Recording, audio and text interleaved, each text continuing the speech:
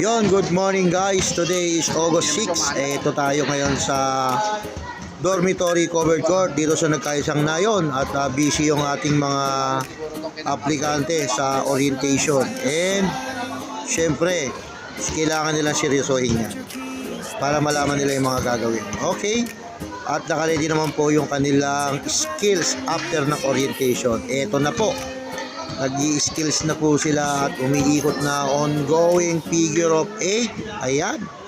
Kaya galing-galingan nyo ha. Ayan. So, biruin mo yan, no?